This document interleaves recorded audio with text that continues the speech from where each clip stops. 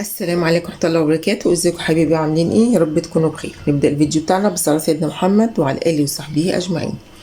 النهارده هنعمل مع بعض بقى تفريز الملوخية. هفرزها معاكم بطريقة حلوة قوي. هي مش منتشرة كتير يعني، بس هي أحسن طريقة أنا جربتها بعد سنين يعني تجارب من تفريز الملوخيه. انا ما كنتش بحب الملوخيه متفرزه خالص، بس لما جربتها بالطريقه دي بقى سنين بشتغل بيها، وهتفضل معاكي خضره طول السنه. يعني انت هتفضل معاكي يعني ملوخيه خضره طول السنه، هتاكلي ملوخيه خضره، مش هيبان خالص ان انت مفرزاها ولا اي حاجه من دي. نسمي الله كده ونبدا مع بعض. ايه نشوف هنعمل ايه. دي طبعا جايبين الملوخيه ايه مقطفينها كده زي ما انتم شايفين، وغسلينها كويس جدا جدا، منزلين التراب كله اللي فيها. وهنروح بقى على البوتاجاز. ايه نشوف هنعمل ايه. هنا احنا معانا كده ايه ميه على النار. الميه دي بقى هنسيبها كده ايه تغلي جنبنا اهي. هنحط فيها معلقه ايه كربونات صغيره كده، بس هي ابتدت بقى ايه تغلي كده. هناخد الملوخيه كده نسمي الله بسم الله. حاولي بس الملوخيه بتاعتك تكون شايله فيها اي ورقه تكون ايه سودا مثلا كده او حاجه، عشان ما تغمقش الملوخيه بتاعتك. هننزل كده ايه حبه حبه، ننزلها بس كده ايه عشان نحط بقيه الكميه.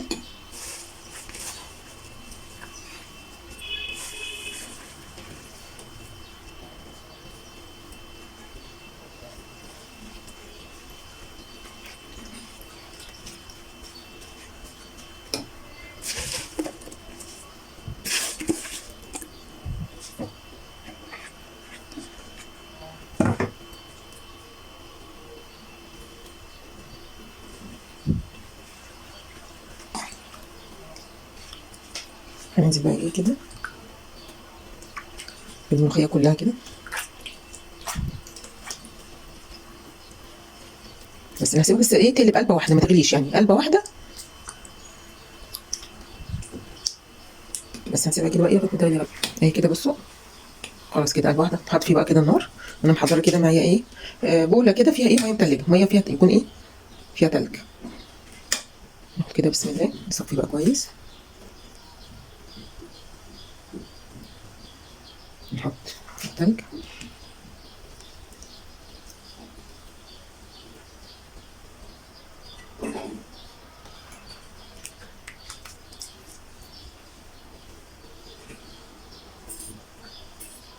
اهم حاجه تصفيها بس كويس من الميه السخنه، عشان ايه الميه السخنه دي ما تبردش معاكي التلج.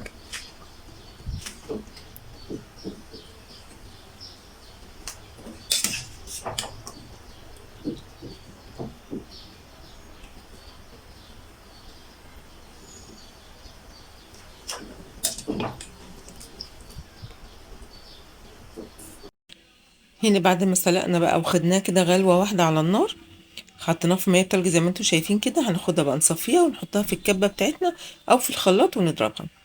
بس بصراحه الاحسن ليك ان انت تحطيها في مصفى، يعني تفضيها بالحله بتاعتها كده المغليه في مصفى، وتبرديها بميه الحنفيه، وبعد كده تنزليها عليها على طول ميه متلجه، او تصفيها في المصفى وتحطي عليها ميه متلجه كتير قوي.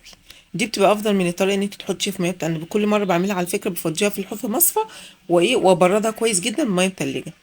بس اول مره اعملها بالطريقه دي ان انا احطها انزل بيها في الميه بتلج، لا انك تنزليها وتشطفيها كتير قوي بتبقى احلى، وبتفضل لونها اخضر يعني اكتر من كده. بس كده هناخدها بقى نضربها في الخلاط او في الكبه زي ما قلت لكم كده، وهنحط لها لو عايزه تزودي لها بقى سنه كربونات، وهنا كمان زودي لها. بس هنضربها بقى في الكبه، يعني حاولي ما تنعمهاش قوي، لان انا بحب اما اطلعها برضو من الفريزر بعد ما احطها في كيس في الفريزر.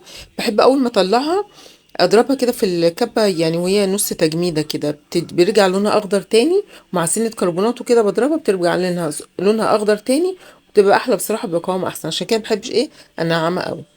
بس حتى لو شلتيها نعمتيها وشلتيها كده برضو بتطلعي تعمليها وتبقى حلوه جدا. بس تكه الخلاط دي تاني بتبقى احلى، يعني بتضربيها تاني بعد ما تخلص. هنا زي ما انتم شايفين كده زودتها شويه كربوناتو عشان تخلي اللون اخضر اكتر. هنحطها بقى في كيس كده زي ما انتوا شايفين. هتحطيها بقى كل كيس على حسب ايه على قد الوجبه بتاعتك، عشان تطلعي كيس واحد على قد الوجبه. ما تكتريش الكيس عشان هتعملي كميه صغيره. ممكن لو هتعملي بقى عزومه ولا عامله طبخه كبيره تاخدي مثلا كيسين او ثلاثه زي ما انت عايزه. ما تنسيش بقى لو لسه ما اشتركتيش في القناه يا ريت تشرفينا بالاشتراك في القناه، وضغطي على زر الجرس عشان يوصلك كل حاجه جديده بنزلها، وما تنسوش اللايك عشان بيرفع الفيديو. هنكمل بقى كله بنفس الطريقه لغايه ما نخلص كميه الملوخيه اللي معانا. ما تنسوش بس ايه يا جماعه ذكر الله والصلاه على سيدنا محمد وعلى اله وصحبه اجمعين، ونذكر الله كتير ونحمد الله كتير والاستغفار كتير، كل ده بيزيد الرزق. لو لسه بقى ما خزنتيش الملوخيه، الحقي بقى نفسك كده وتشيلك حبه وخزنيهم عشان ما فيش وقت، الملوخيه قربت تخلص يعني. وملوخيه الصيف بتبقى جميله بصراحه، لكن ملوخيه الشتاء بتبقى مسخه وملهاش اي طعم. فخزين لك حبه كده للرمضان بقى ينفعوكي في الشتاء، حبه كده على قد استخدامك بس ما تكتريش، يعني انتوا شايفين ان الحاجه عماله تغلى، فالحاجه اللي انت مخزناها هتنفعك في وقت الغلا ده يعني. نخزن الحاجة في الموسم بتاعها هتوفر معانا، ما نرجعش نشتري بقى. انا محبش اشتري اكياس بصراحة المجمدة، بتبقى غالية ومش حلوة زي الحاجات اللي انت بتعمليها في البيت. فعشان نوفر بقى كده نروح نجيب اي حاجة في الموسم بتاعها كانوا عايزين يجيبوا ايه، يطلبوا اكل من بره، فكانوا عايزين يطلبوا ايه، مكرونة اللي هي ايه، نجريسكو مثلا او حاجة كده يعني، مكرونة اللي هي وايت صوص دي. فعايزين يطلبوها. طبعا اللي لقيت الطبق الواحد بيتجاب، وطبق صغير مش كبير بيتجاب بكام، ب 70 جنيه. فقلت لهم لا انا هعملها لكم في البيت. فالمهم جبت عندي بقى نص كيلو مكرونه او كيس مكرونه كده، سلقته على النار زي ما انتم شايفين. ودي ربع فراخ بانيه، نقعته كده في ميه بجنزبيل بليمون بملح، بمعلقه دقيق، وسبتهم بقى كده ايه يتنقعوا شويه. وبعدين هشطفهم ونقطعهم بقى ايه ونشتغل بيه. هنا بقى كان عندي فلفل رومي وفلفل حامي، قطعت واحده بس فلفل كوبي، وقطعت واحده فلفل حامي. طبعا الحامي ده اختياري.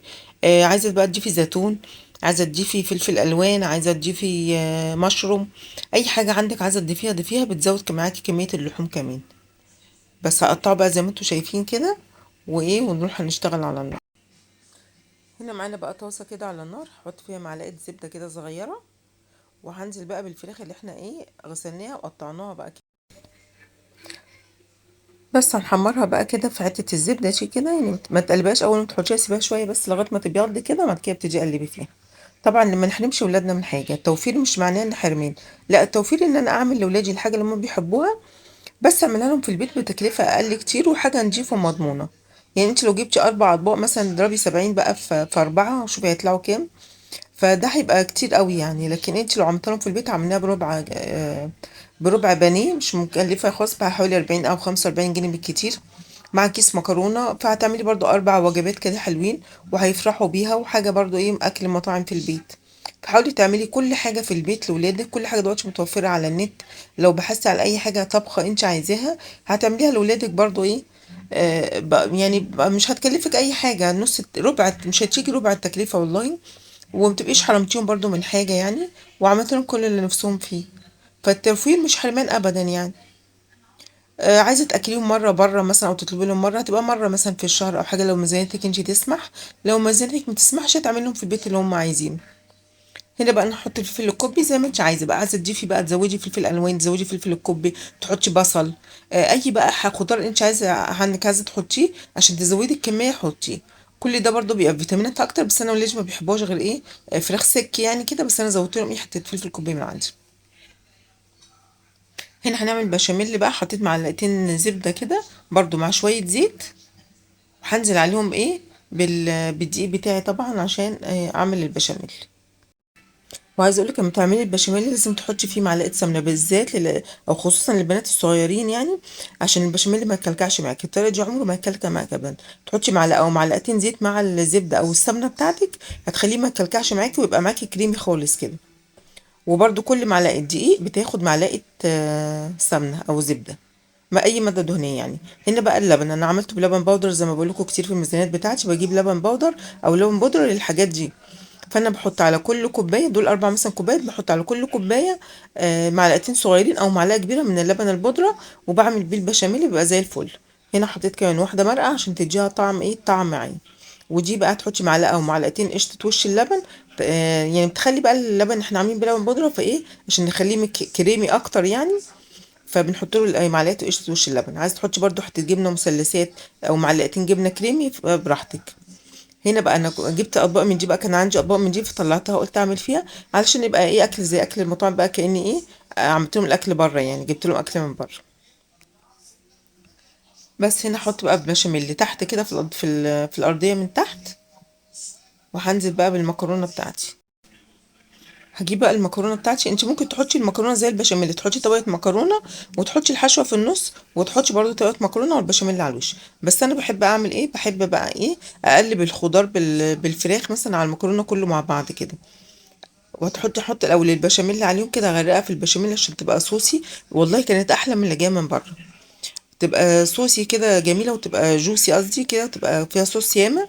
فهنحط شوية بشاميل حلوين كده، وانا مش عايزة البشاميل يبقى تقيل، يعني زي ما انتوا شايفينه كده، هو وسط لا خفيف ولا تقيل. كل ما تخلي البشاميل مظبوط معاكي، وكل ما هتديكي طعم كريمي واحسن يعني، وتبقى زي بتاعت بره.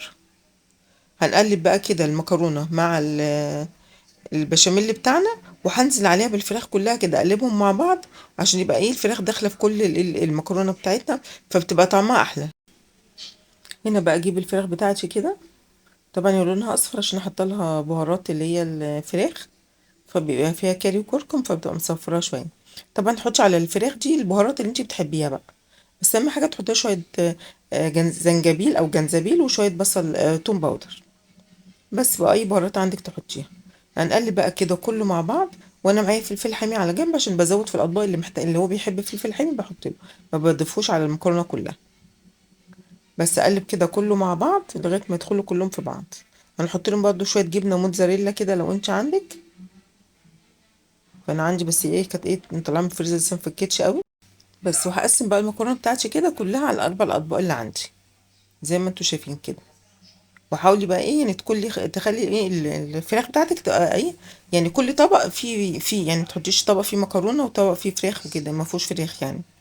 هنا هنحرش بقى ايه، اللي عايز فلفل حامي بحط له فلفل حامي، واللي مش عايز ما بحطلوش. انا بصراحه بحبها بفلفل حامي، وكمان هحط لها شويه زيتون مخلي، عشان انا بحبها بالزيتون او بحبها بالخضار، يعني انا عن نفسي بحب الخضار اكتر من اللحوم، يعني لو عملت لي خضار بس هاكلها اكتر من اللحوم يعني. بس هنحطها بقى كده، وهنحط على الوش شوية البشاميل بقى اللي فاضلين كده ونسيبهم. هنجيب بقى السباتولا بتاعتنا دي كده، وهندخل البشاميل تحت كده، بحيث ان هو يبقى داخل جوه المكرونه، عشان لما تيجي تاكليها تبقى جوسي كده وكريميه، ما تبقاش المكرونه محطوطه على البشاميل على الوش زي الجبنه، زي اللي هي المكرونه البشاميل العاديه. لا تبقى كلها داخله في قلب بعضها كده. بس نحط لها بقى شويه جبنه كده عندي اللي فضلوا، هحطهم برضو ايه على وش الجبنه كده على وش المكرونه، وهندخلها الفرن بتاعنا.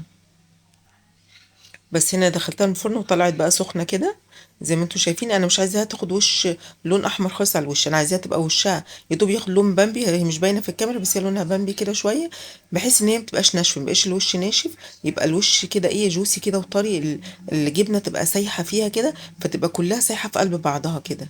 يعني زي ما انتوا شايفين كده هوريها لكم دلوقتي. بصوا هتبقى بصوا كلها سايحه في قلب بعضها كده، ما تبقاش ايه عامله طبقه من على الوش زي البشاميل كده، لا انا عايزاها تبقى كلها كريميه في قلب بعضها كده. بس جربوها والله بالطريقه دي هتعجبكم جدا وهتدعوا لي يعني. يا رب النهارده الفيديو يكون خفيف عليكم ويكون ايه عجبكم، واشوفكم ان شاء الله في فيديو جديد.